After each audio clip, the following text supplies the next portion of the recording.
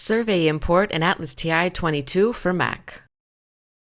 If you conduct a survey that includes open-ended questions, you can import the results of the survey as an Excel file into ATLAS.ti. It does not matter which survey software you are using. A wizard will guide you through the process of importing the data. ATLAS.ti makes an educated guess as to which columns in your Excel file might be document attributes, document groups, or coded document contents.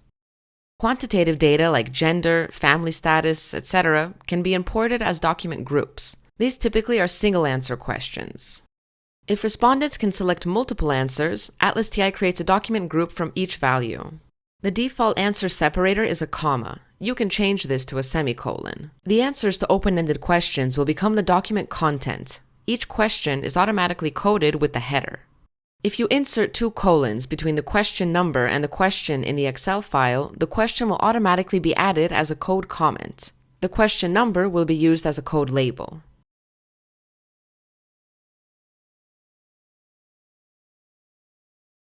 Here we want to use the information from columns A and B for the document name. The following questions are all single-answer questions. For the question about sources of happiness, respondents could select from multiple answers. We therefore set this question as a multi-answer question. The next 2 questions are open-ended questions about reasons for and against having children.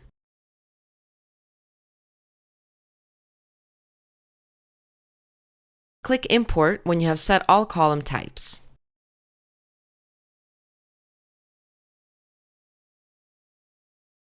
Let's take a look at the imported data. In the Document Manager, you see all of the document groups that were created based on the single and multi-answer questions.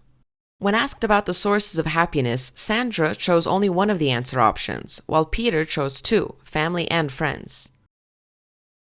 The pre-coded document looks as follows.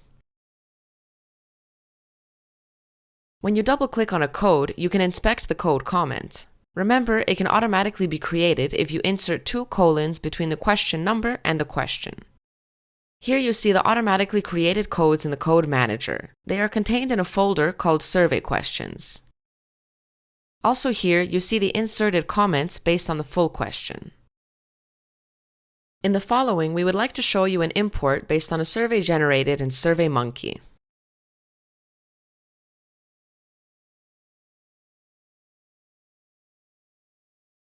We use the respondent ID as a document name, but ignore the collector ID. For the survey you see here, there's a lot of quantitative information, and there are multiple options as to whether we could use this information as document groups or as data.